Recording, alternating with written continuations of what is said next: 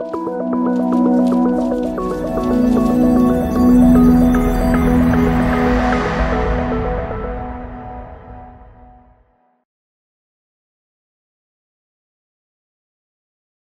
கலைஞர் அவர்கள் என்னுள் ஏற்படுத்திய தாக்கம், இந்த தமிழகத்தின் மீது, தமிழ் மொழியின் மீது ஏற்படுத்திய தாக்கம், இது எல்லாமே ஒன்றோடொன்று தொடர்புடையவை என்று நான் நினைக்கிறேன். கலைஞருடைய எத்தனை விழாக்களை நாம் கொண்டாட வேண்டியிருக்கிறது என்று நினைக்கிற போது மலைப்பாக இருக்கிறது. அவர் பொது வாழ்க்கைக்கு 80 ஆண்டுகள், அவர் சட்டமன்ற உறுப்பினராக பொறுப்பேற்று 60 ஆண்டுகள், அவர் கட்சி தலைவராக பொறுப்பேற்று 50 ஆண்டுகள்.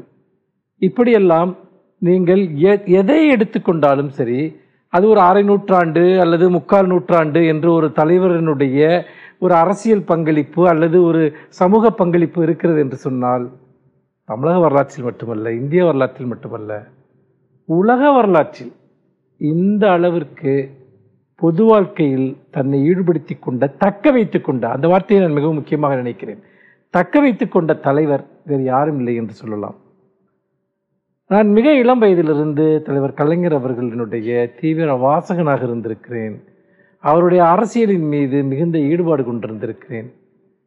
தந்தை பெரியாரும் அண்ணாவும் கண்ட கனவுகளை அவர் செயல்படுத்தி காட்டியவர். காலம் அவருக்கு அந்த வாய்ப்பை வழங்கியது. இன்னும் சொல்லப்போனால் அவர்களை விட ஒரு 100 மடங்கு முன்னோக்கி சென்றார் என்று கூட சொல்லலாம். அந்த அளவிற்கு ஒரு திராவிட இயக்க சித்தாந்தங்களை ஒரு நடைமுறை யதார்த்தமாக மாற்றியவர் தலைவர் கலைஞர் அவர்கள். அது சமூக நீதி சார்ந்த விஷயமாக இருக்கலாம், மாநில சுயாட்சி சார்ந்த விஷயங்களாக இருக்கலாம், அல்லது மொழி உரிமை சார்ந்த விஷயங்களாக இருக்கலாம். சமூக நீதி என்று வருகிற போது ஒரு இன்க்ளூசிவ் டெவலப்மெண்ட், அனைவருக்குமான ஒரு வளர்ச்சி என்கிற விதத்தில் அவர் தமிழகத்தினுடைய வரலாற்றையே மாற்றி அமைத்தார் என்று சொல்ல வேண்டும்.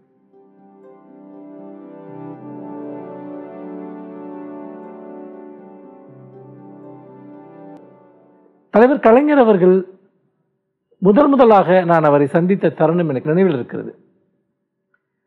சென்னை புத்தக கண்காட்சி, அப்பொழுது 2006ஆம் ஆண்டு 5வது முறையாக அவர் முதலமைச்சராக பொறுப்பேற்றிருந்த தருணம். அந்த ஆண்டு புத்தக கண்காட்சியை தலைவர் கலைஞர் அவர்கள் தான் துவங்கி வைக்கிறார்.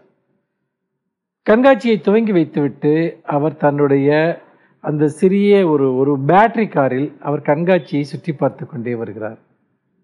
அப்பொழுது நான் இப்பொழுது இருப்பது போல ஒரு ஊடகங்களால் அறிமுகமான நபரோ அல்லது வெகுசன ஊடகங்களால் நான் அறியப்பட்ட ஒரு நபரோ கிடையாது. அப்படிப்பட்ட ஒரு நிலையில் பெரும்பாலும் சிற்றிதழ் சார்ந்து எழுதி கொண்டிருந்த ஒருவன் என்றுதான் என்னை சொல்ல வேண்டும். அப்படிப்பட்ட ஒரு சூழ்நிலையில் அவர் இந்த கண்காட்சியை சுற்றி பார்த்து கொண்டிருந்த போது உயிர்மை அரங்கிற்கு முன்னால் அங்கே அவருடைய பேட்டரி கார் நிற்கிறது. நான் அவருக்கு அன்பளிப்பாக தருவதற்காக சில புத்தகங்களை கையில் வைத்துக்கொண்டு அங்கே நின்றிருந்தேன். அப்பொழுது தலைவர் கலைஞர் அவர்களுடன் கவிஞர் வைரமுத்து உடன் வந்து கொண்டிருந்தார். அவர் என்னை சுட்டிக்காட்டி, இவர்தான் கவிஞர் மனுஷ்யபுத்திரன், இந்த உயிர்மை பதிப்பகத்தினுடைய பதிப்பாளர் இவர் என்று சொன்னபோது கலைஞர் புன்சிரிப்புடன் தலையை ஆட்டிக்கொண்டு இவரைத்தான் எனக்கு நன்கு தெரியுமே என்றார். அது அங்கு சுற்றியிருந்த அனைவருக்குமே ஒரு மிகப்பெரிய ஒரு ஆச்சரியம், எனக்கே அது ஒரு மிகப்பெரிய ஒரு ஆச்சரியம். ஏனென்றால் அன்று தலைவர் கலைஞர் அவர்கள் என்னை பற்றி தெரிந்து வைத்திருப்பதற்கான அவசியம் எதுவும் இருப்பதாக நான் நினைக்கவில்லை. இதை நான் சொல்வதற்கு காரணம், தன்னை சுற்றி என்ன நடக்கிறது, அது சிறுபத்திரிகை சூழலில் யார் எழுதி கொண்டிருக்கிறார்கள் அல்லது வெகுசன ஊடகங்களில் யார் செயல்படுகிறார்கள், இது எல்லாவற்றையும் பற்றிய ஒரு கூர்மையான ஒரு அவதானம் தலைவர் கலைஞர் அவர்களுக்கு இருந்தது என்று சொல்ல வேண்டும். அந்த முதல் சந்திப்பு தான் மிகவும் மறக்க முடியாத ஒரு சந்திப்பாக இருந்தது. 2வது முறையாக அவருடைய ஒரு சந்திப்பு, அது இன்னும் சுவாரஸ்யமானது. அது என்னவென்று சொன்னால், ஒவ்வொரு ஆண்டும் தமிழில் வரக்கூடிய நூல்களுக்கு தமிழக அரசின் சார்பாக ஒரு விருது கொடுப்பார்கள். அந்த விருதை கொடுக்கிற போது அது ஒரு எழுத்தாளர் விருது பெற்றால் அந்த பதிப்பாளருக்கும் ஒரு விருது கொடுப்பார்கள். வள்ளுவர் கோட்டத்தில் அந்த விழா நடக்கிறது. உயிர்மை வெளியிட்ட எஸ். ராமகிருஷ்ணனுடைய நாடகங்களினுடைய ஒரு தொகுதிக்கு அந்த ஆண்டு தமிழக அரசு விருது கிடைத்திருந்தது. தலைவர் கலைஞர் அவர்கள் அந்த விருதை வழங்கினார். பல்வேறு அதே போல் அங்கு ஒரு பதிப்பாளர் என்ற முறையில் நானும் அந்த பதிப்பாளருக்குரிய விருதை பெறுவதற்காக அழைக்கப்பட்டிருந்தேன். அங்கு போய் மேடையில் அந்த விருதை ஒவ்வொருவராக வாங்கி சென்றார்கள். நான் மேடைக்கு சென்று தலைவர் கலைஞர் அவர்களுடைய கையால் அந்த விருதை நான் வாங்குகிறேன். வாங்குகிற போதுதான் குனிந்து அந்த விருதிற்கான ஒரு காசோலையும் ஒரு பட்டயத்தையும் கலைஞர் என்னிடம் கொடுக்கிறார். கொடுப்பதற்கு முன்பாக ஒரு கணம் அதை அப்போதுதான் எடுத்து பிரித்து பார்க்கிறார். அதுவரைக்கும் கொடுத்து கொண்டிருந்தவர் என்னை கண்டதும் அதை பிரித்து பார்க்கிறார். அப்போதெல்லாம் அந்த தமிழக அரசினுடைய விருதாக கொடுக்கப்பட்டு கொண்டிருந்த தொகை என்பது ஒரு மிகச்சிறிய ஒரு தொகை.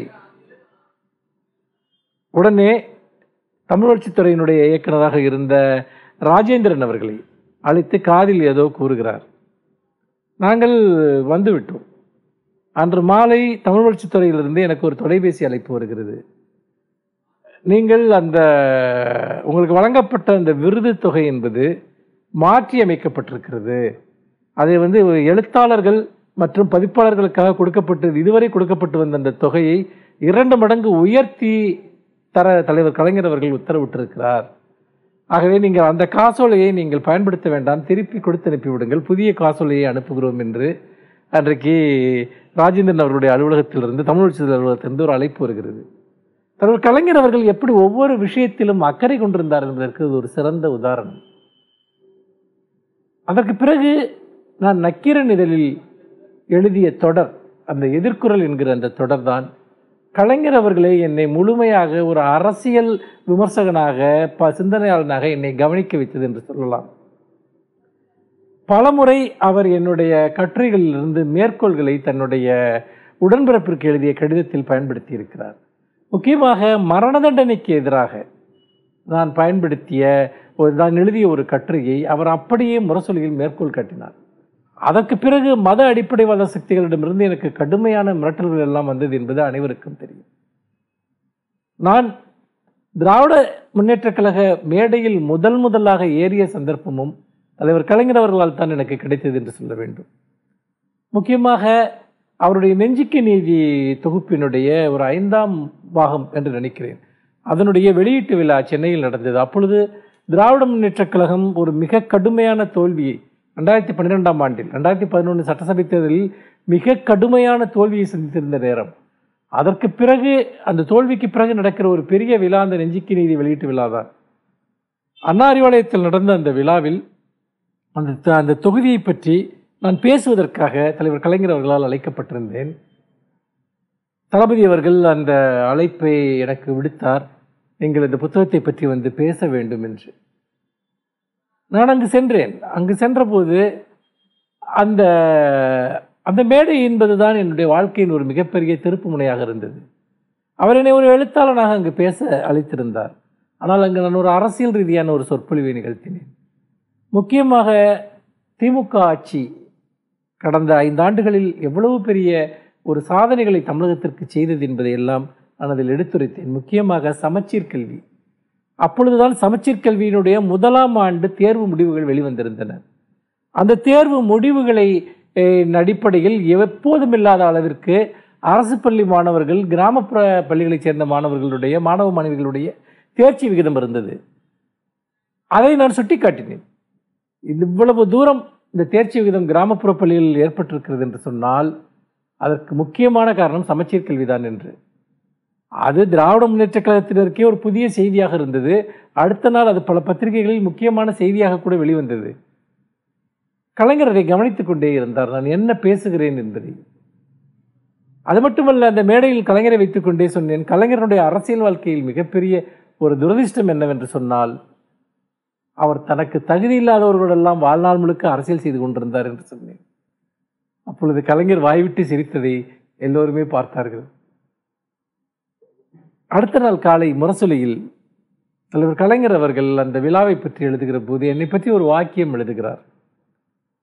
அந்த வாக்கியம்தான் அவர் மனிதர்களை எப்படி மதிப்பிடுகிறார் என்பதை, அல்லது ஒருவனுடைய திறனை அவர் எப்படி மதிப்பிடுகிறார் என்பதை காட்டியது. அவர் நான் பேசிய கருத்துக்களை பற்றியெல்லாம் அவர் சொல்லவில்லை, அதெல்லாம் அவரே நன்கறிந்ததுதான். ஆனால் அவர் சொன்ன ஒரு வாக்கியம் இன்றும் என்னுடைய மனதில் இருக்கிறது. அது என்னவென்று சொன்னால், நண்பர் மனுஷபுத்திரன் பேசியதை நான் கேட்டேன். அவர் கையில் எந்த குறிப்பும் இல்லாமல் ஆற்றலுக்காக பேசியது என்னை மிகவும் மகிழ்ச்சியில் ஆழ்த்தியது என்று எழுதுகிறார். ஒரு பேச்சாளனை அவர் எப்படி மதிப்பிடுகிறார் என்பதை நீங்கள் கவனிக்க வேண்டும். ஒருவன் என்ன பேசுகிறான் என்பது மட்டுமல்ல, எப்படி பேசுகிறான் என்பது மிக மிக முக்கியம் என்பதை அவர் கவனிக்கிறார். எத்தனை ஆயிரம் பேச்சாளர்களை அவர் சந்தித்திருப்பார், எத்தனை ஆயிரம் மேடைகளை அவர் கடந்து வந்திருப்பார். புதிதாக தன்னுடைய மேடையில் வந்து பேசுகிற ஒருவன் அவன் எத்தகைய திறனை கொண்டிருக்கிறான் என்று மதிப்பிடுகிறார்.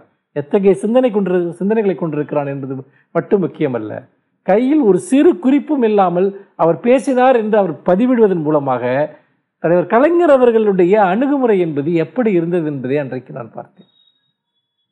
ஆனால் இது எல்லாவற்றையும் விட ஒரு மறக்க முடியாத ஒரு தருணம் இருக்கிறது. அதுதான் நான் திராவிட முன்னேற்றக் கழகத்தில் அதிகாரபூர்வமாக என்னை இணைத்துக் கொண்ட அந்த தருணம்.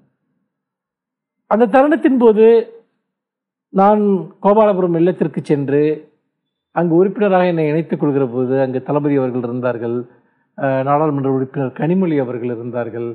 அவர்கள் முன்னிலையில் தலைவர் கலைஞர் அவர்கள் தன்னுடைய மடியில் அந்த உறுப்பினர் சேர்க்கைக்கான அந்த படிவத்தில் அவர் கையெழுத்திட்டு அவர் என்னை திராவிட முன்னேற்றக் கழகத்தின் உறுப்பினராக சேர்த்து கொண்டு வந்த தருணம். அந்த புகைப்படங்கள் கூட இணையத்தில் எப்பொழுதும் ஒரு நிறைய பேரால் பார்க்கப்பட்ட ஒரு புகைப்படமாக இப்போதும் இருக்கிறது. அப்பொழுது அவர் ஒரு வார்த்தை சொன்னார். உண்மையில் என் வாழ்க்கையில் என்னை பற்றி நான் கேட்ட ஒரு மிகச்சிறந்த வாசகம் என்று அதைத்தான் சொல்வேன். நேராக அந்த உறுப்பினர் படிவத்தில் கையெழுத்திட்டு விட்டு என்னை நிமிர்ந்து பார்த்து சொன்னார், உங்கள் கௌரவத்திற்கு ஒரு குறையும் இல்லாமல் நாங்கள் பார்த்துக் கொள்வோம் என்று. எவ்வளவு பெரிய ஒரு மகத்தான தலைவர், எத்தனை லட்சம் பேருடைய இதயங்களில் வாழக்கூடியவர். அவர் ஒரு எழுத்தாளன், அவன் யார் என்று அவருக்கு தெரியும். அவனுடைய எழுத்தாளனுடைய கௌரவம் என்னவென்பது அவருக்கு தெரியும்.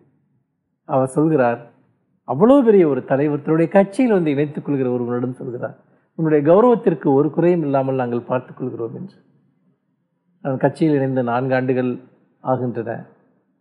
தலைவர் கலைஞர் அவர்கள் ஒரு குறையும் இல்லாமல் பார்த்து கொண்டது மட்டுமல்ல, மிகப்பெரிய கௌரவங்களை அவர் இந்த 4 ஆண்டுகளில் எனக்கு தேடித்தந்தார்.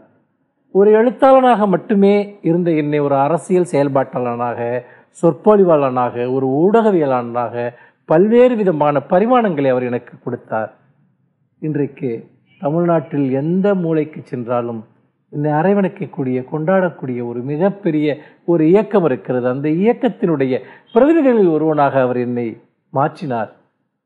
உண்மையில் அவர் கௌரவத்திற்கு குறைவராமல் பார்த்து கொண்டது மட்டுமல்ல, மிகப்பெரிய கௌரவங்களையும் அளித்தார் என்று சொல்ல வேண்டும். ஒவ்வொரு மனிதனுடைய வாழ்க்கையிலும், என்னை போல் இப்படி எத்தனை மனிதர்களுடைய வாழ்க்கையில் அவர் எவ்வளவு பெரிய மாற்றங்களை உருவாக்கி இருப்பார். எத்தனை ஆயிரம் பேர் அவரால் இத்தகைய தாக்கங்களை பெற்றிருப்பார்கள். தங்களுடைய ஒட்டுமொத்த வாழ்க்கையின் பாதைகளையுமே மாற்றிக்கொண்டிருந்திருப்பார்கள் என்பதை நினைக்கிற போது, அந்த பெருவெள்ளத்தினுடைய ஒரு துளியாக நான் இருந்திருக்கிறேன் என்பதை நினைக்கிற போது ஒரு மிகப்பெரிய ஒரு பெருமித உணர்வு ஏற்படுகிறது என்றுதான் சொல்ல வேண்டும். தமிழக வரலாற்றை கலைஞருக்கு முன், கலைஞருக்கு பின் என்றுதான் பிரிக்க வேண்டும். ஏனென்று கேட்டால், கலைஞருக்கு முன்னால் தமிழகம் எப்படி இருந்தது, பொருளாதார ரீதியாக எப்படி இருந்தது, மொழி ரீதியாக எப்படி இருந்தது என்பதை எல்லாம் நாம் சிந்தித்து பார்க்க வேண்டும். பாரதியார் இந்தியாவை பற்றி சொன்ன வார்த்தைகள் தமிழகத்திற்கு தான் மிகவும் பொருந்தும்.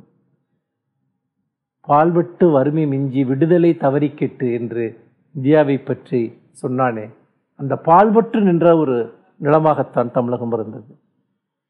ஒரு புறம் சாதிய ஏற்றத்தாழ்வுகள், இன்னொரு புறம் பொருளாதார ரீதியாக மிகவும் பின்தங்கிய நிலை, மனிதர்களை இழிவாக நடத்தக்கூடிய ஒரு சூழல்.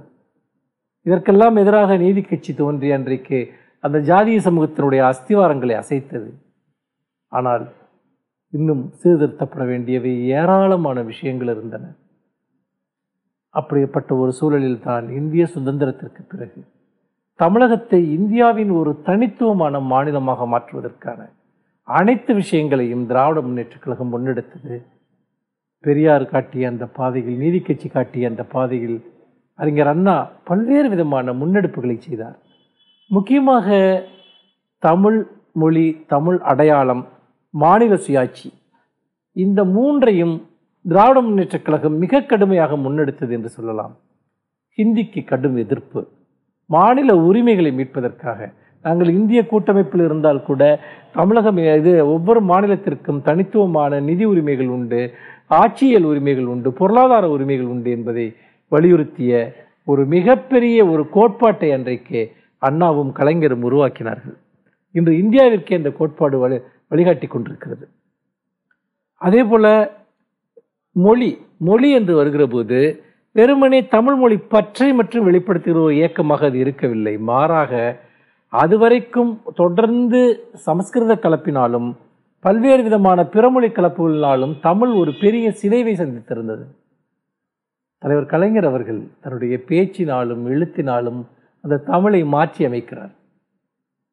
அவர் முரசொலியில் எழுதிய கடிதங்கள், மேடையில் பேசிய பேச்சுக்கள், திரைப்படங்களில் எழுதிய வசனங்கள், நாடகங்களில் எழுதிய வசனங்கள் எல்லாவற்றையும் அவர் எந்த காலகட்டத்தில் எழுதினார் என்பதை நீங்கள் தொகுத்து பார்த்தீர்கள் என்றால் வெகுசன தளத்தில் தமிழ் மொழியினுடைய நடை, அதனுடைய தமிழ் மொழியினுடைய ஒரு பரிமாணத்தையே முற்றிலுமாக தலைவர் கலைஞர் அவர்களுடைய தமிழ் மாற்றி அமைக்கிறது. அவர் ஒரு நல்ல தமிழை ஒரு ஜனரஞ்சக தமிழாக மாற்றினார். ஒரு மக்கள் மொழியில், அதாவது திமுக மேடைகளில் அன்று பேசப்பட்ட பேச்சுக்கள் என்பது மக்களுக்கு புதிதாக இருந்தது. அதுவரைக்கும் பேசப்பட்ட சினிமாக்கள் தலைவர் கலைஞர் அவர்கள் எழுதிய வசனம் என்பது மக்களுக்கு புதிதாக இருந்தது. ஏனென்றால் அதுவரைக்கும் சமஸ்கிருதம் கலந்த ஒரு மணிப்பிரவாளத்தை தான் தமிழ் என்று அவர்கள் நம்பிக்கொண்டிருந்தார்கள். தமிழ் மொழியின் மீது ஒரு பெரிய தாக்கத்தை அன்றைக்கு தலைவர் கலைஞர் அவர்களுடைய எழுத்துக்கள் உருவாக்குகின்றன. வெகுசன தளத்தில் அதை உருவாக்குவது எவ்வளவு பெரிய சவால் என்பது அனைவருக்கும் தெரியும்.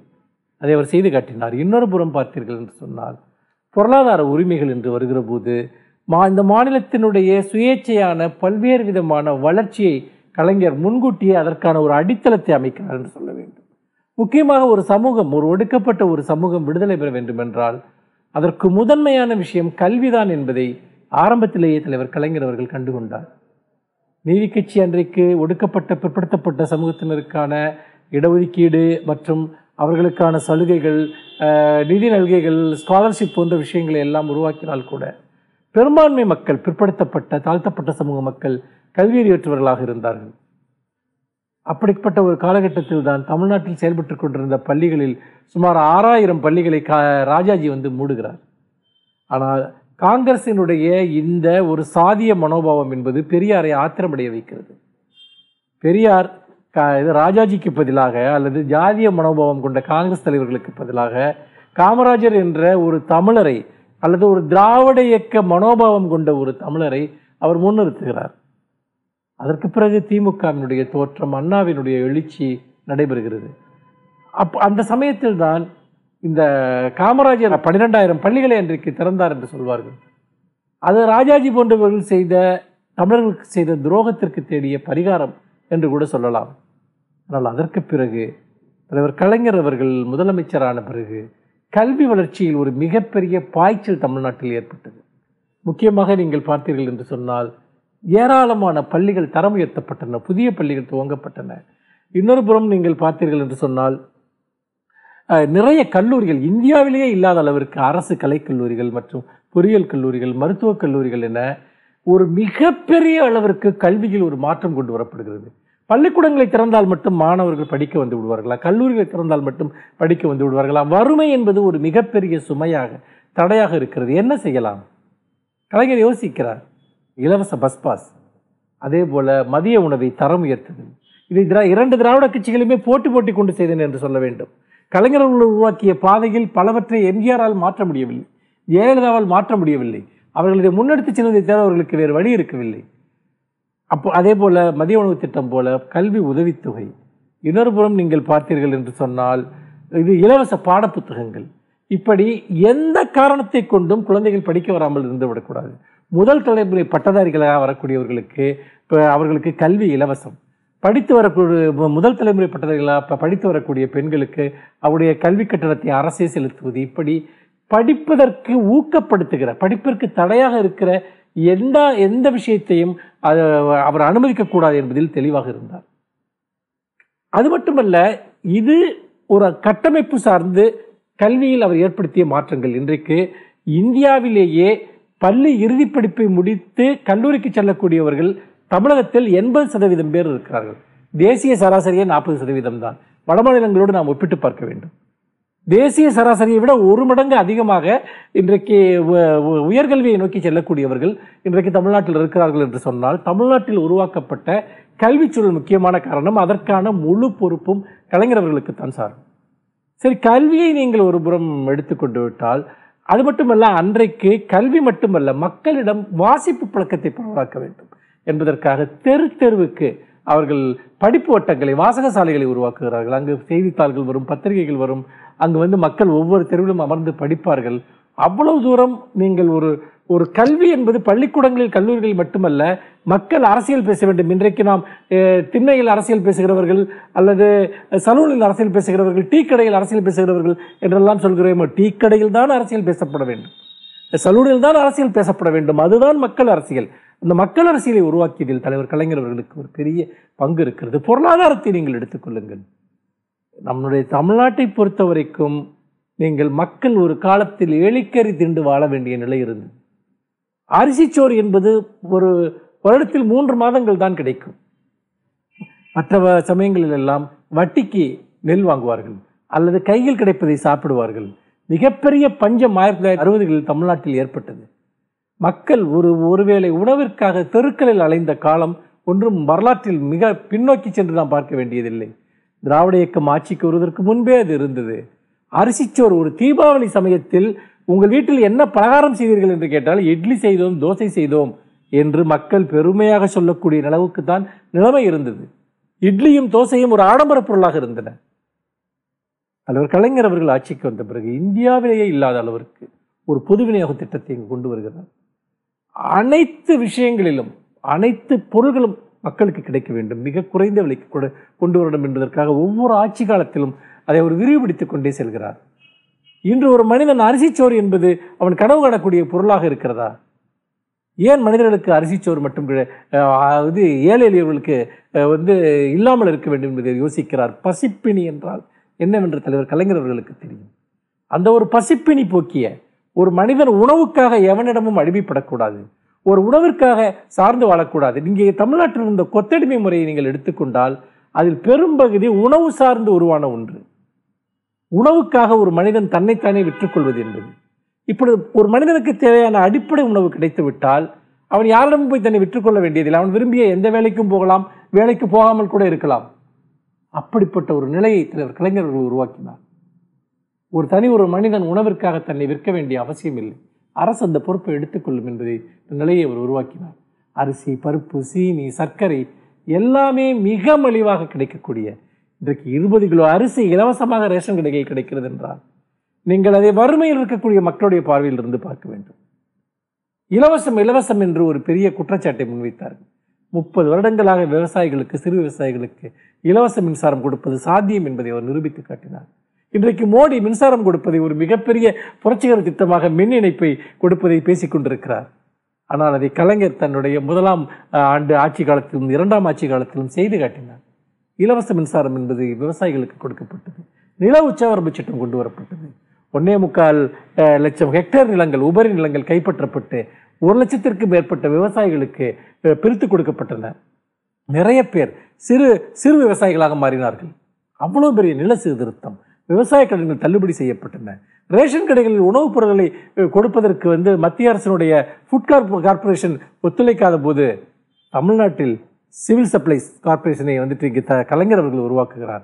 தாங்களே கொள்முதல் செய்து எங்கள் மக்களுக்கு கொடுக்கிறோம் என்று சொன்னார். மாநில சுயாட்சி என்பது வெறுமனே மத்திய அரசிடம் கெஞ்சுவதல்ல, நீ கொடுக்காவிட்டால் என்ன, நாங்கள் செய்து காட்டுகிறோம் என்று சொன்னார். அதே போல நீங்கள் பார்த்தீர்கள் என்றால் தொலைத்தொடர்பு, ஒரு காலத்தில் படிப்பு வட்டத்தை திமுக உருவாக்கியது என்று சொன்னேன். ஆனால் காலம் மாறுகிற போது தலைவர் கலைஞர் அவர்கள் என்ன செய்கிறார் என்று யோசித்து பாருங்கள். ஒரு காலத்தில் தொலைக்காட்சி பெட்டி என்பது ஆடம்பர பொருள். ஆனால் தலைவர் கலைஞர் அவர்களுடைய ஆட்சி காலத்தில் தான் ஒவ்வொரு வீட்டிற்கும் இலவச வண்ண தொலைக்காட்சி பெட்டி வழங்கப்பட்டது. மிகப்பெரிய ஒரு தொடர்பியல் புரட்சியை ஏற்படுத்தினார். அன்று படிப்பு வட்டத்தை ஆரம்பித்து ஒவ்வொருவருக்கும் கல்வி கொடுத்த அவர்தான் இன்றைக்கு வண்ண தொலைக்காட்சி பெட்டியையும் கொடுத்தார். அப்படி இருக்கிற போது இடஒதுக்கீட்டின் மூலமாக கல்வியில், வேலை வாய்ப்பில் பிற்படுத்தப்பட்ட, ஒடுக்கப்பட்ட சிறுபான்மை சமூகத்தை சேர்ந்த எவ்வளவு பேர் உள்ளே வந்தார்கள் என்பதை நாம் நினைத்து பார்க்க வேண்டும். ஒரு மிகப்பெரிய ஒரு மறக்க முடியாத ஒரு சாதனையை அவர் செய்து காட்டினார்.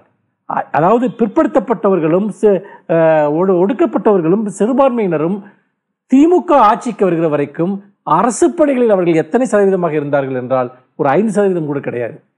ஆனால் இன்றைக்கு அவர்கள் 75-80% பேர் இன்றைக்கு இருக்கிறார்கள். எப்படி இது சாத்தியப்பட்டது?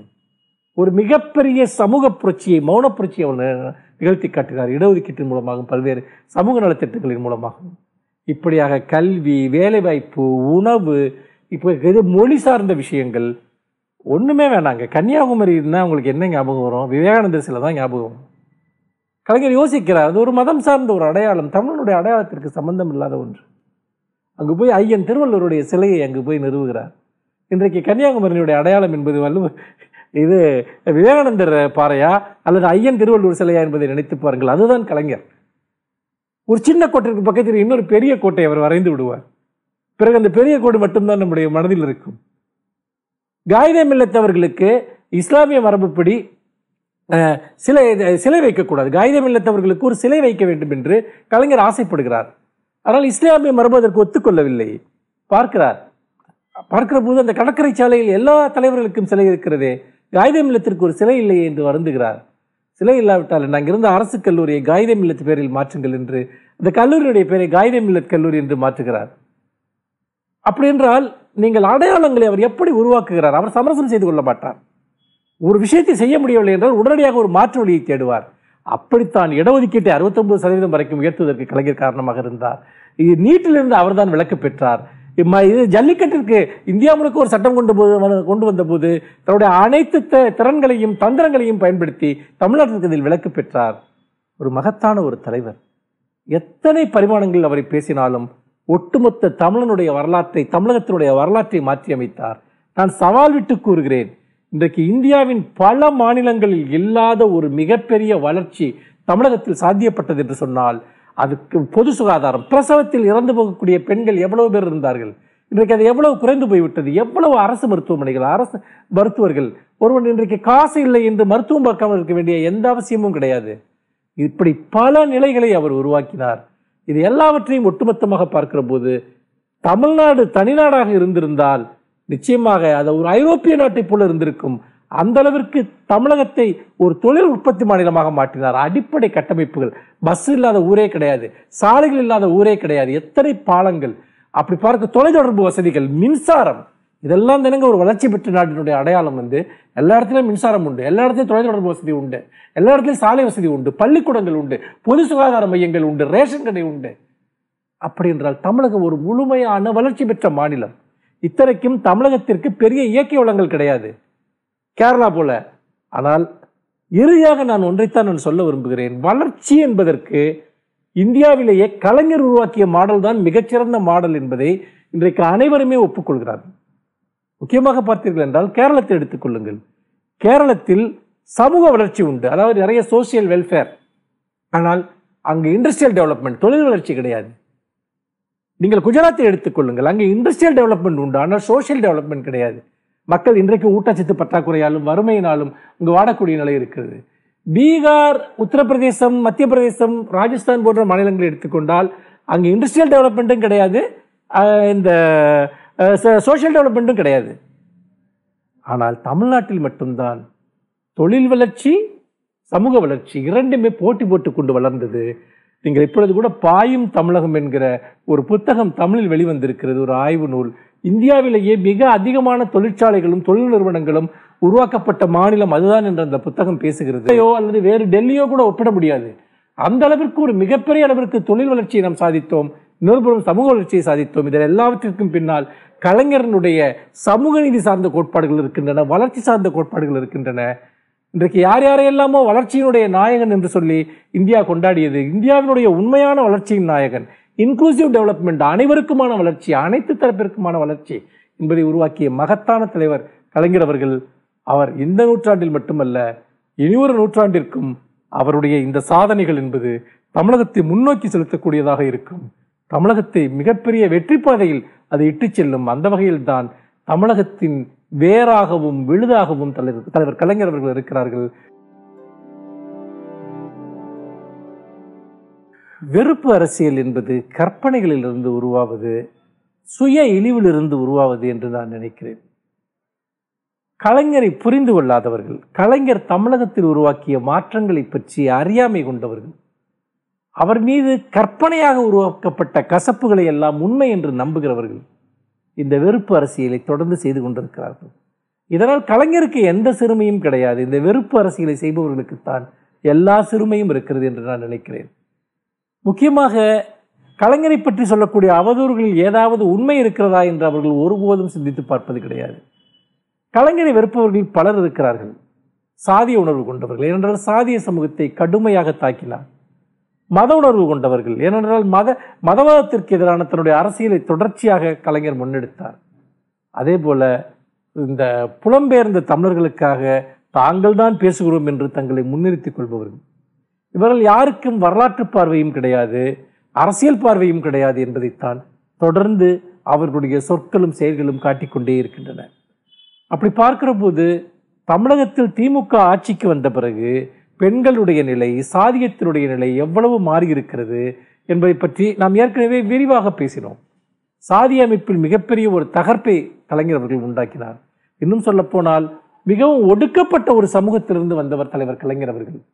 இந்தியாவில் நீங்கள் எந்த மாநிலத்தை எடுத்துக்கொண்டாலும் தலைவர் அதாவது ஒரு இவ்வளவு ஒரு சிறிய ஒடுக்கப்பட்ட சமூகத்திலிருந்து அனைத்து மக்களுக்குமான ஒரு தலைவர் உருவாக முடியாது. கம்யூனிஸ்டுகள் ஒரு ஆட்சி செய்யக்கூடிய மாநிலங்கள் கூட அப்படித்தான். எல்லா மாநிலங்களும் ஒரு வலிமையான பெரும்பான்மை சாதியைச் சேர்ந்தவர்கள் தான் முதலமைச்சர்களாக வந்திருக்கிறார்கள். ஆனால் தலைவர் கலைஞர் அவர்களை நீங்கள் எடுத்துக்கொண்டால் ஒடுக்கப்பட்டவர்களிலும் ஒடுக்கப்பட்ட ஒரு சமூகத்திலிருந்து வந்தவர். அவர்தான் தமிழினத்தின் பெருந்தலைவராக மாறினார், தனிப்பெரும் தலைவராக மாறினார் என்றால் அதற்கு காரணம் அவருடைய கொள்கை, அனைவரையும் ஒருங்கிணைத்த அவருடைய அரசியல்.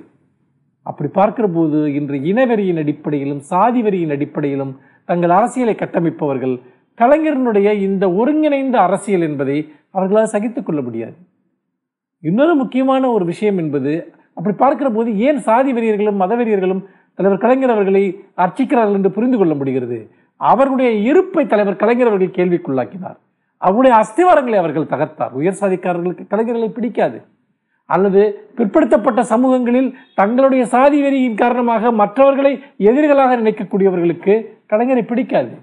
என்றால் சாதிய சமத்துவத்தையும் சமூக நீதியையும் இடைவிடாமல் செயல்படுத்தியவர் தலைவர் கலைஞர் அவர்கள். இன்னொன்று, ஈழத்தமிழர்கள் சார்பாக பேசக்கூடியவர்கள் ஏதோ ஈழத்தமிழர்கள் படுகொலைக்கு கலைஞர் தான் காரணம் என்பது போன்று ஒரு தோற்றத்தை இங்கு உருவாக்கினார்கள். அந்த தோற்றம் திட்டமிட்டு உருவாக்கப்பட்டது. ஏன் உருவாக்கப்பட்டது என்றால் அன்றைக்கு ஜெயலலிதாவுடைய அரசியல் வெற்றிக்கு அது தேவையாக இருந்தது. 2006 2011 வரைக்கும் தமிழகத்தில் நடந்த திராவிட முன்னேற்ற கழக ஆட்சி தமிழகத்தில் நடந்த மிகச்சிறந்த ஆட்சிகளில் ஒன்று. ஆனால் அந்த ஆட்சியை பற்றி குறை செல்வதற்கு அவர்களுக்கு எதுவுமே இல்லை.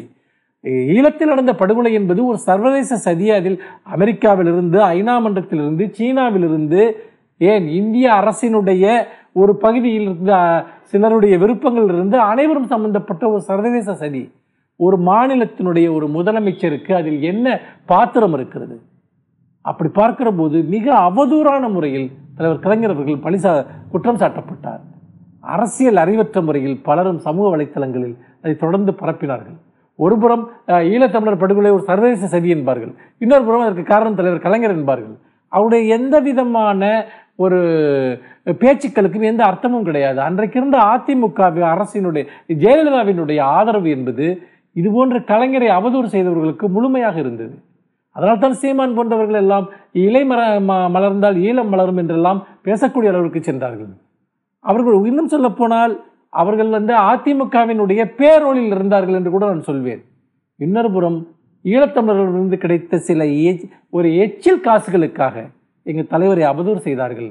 முக்கியமாக அங்கே போகக்கூடிய வெளிநாட்டு பயணங்கள், அங்கிருந்து கிடைக்கக்கூடிய நிதி உதவிகள், அரசியல் பார்வையற்ற பல வெளிநாட்டு தமிழர்களும் கண்ணை மூடிக்கொண்டு தமிழ்நாட்டில் இருந்த இந்த அரசியல் தரகர்களுக்கு அவர்கள் நிதியை வாரி வழங்கினார்கள். இப்படியான ஒரு பிழைப்புவாதத்தின் அடிப்படையில் திராவிட இயக்கத்தை பலவீனப்படுத்த வேண்டும் என்பதற்காக இங்கு இருக்கக்கூடிய அதிமுகவினால், முக்கியமாக ஜெயலலிதாவினால் ஊட்டி வளர்க்கப்பட்டவர்கள் இவர்கள். இன்று அந்த மனநோய் என்பது எந்த கேள்வி கேட்பாடும் இல்லாமல் ஒருபுறம் இங்கு நிகழ்ந்து கொண்டிருக்கிறது. அவர்களுடைய எதிர்வினைகள் தான் இது எல்லாமே. ஆனால் இன்றைக்கு தமிழகத்திற்கு திராவிட முன்னேற்ற கழகத்தினுடைய செயல் தலைவர் அவர்களை தவிர எந்த அரசியல் மாற்றம் கிடையாது என்பதை பெரும்பாலான மக்கள் உணர்ந்திருக்கிறார்கள். வெறுப்பு அரசியல் பேசுகிறவர்கள் தங்களுடைய அரசியலினுடைய கடைசி நாட்களில் இருந்து கொண்டிருக்கிறார்கள். அந்த அரசியல் விரைவில் முற்றாக துடைத்து எரியப்படும். அதை மக்கள் நம்ப தயாராக இல்லை.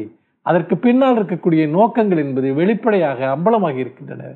ஆகவே அவற்றை பொருட்படுத்துவதற்கு கூட தகுதியற்ற அவதூறுகள் அவை என்பதை இந்த இடத்தில் பதிவு செய்ய விரும்புகிறேன்.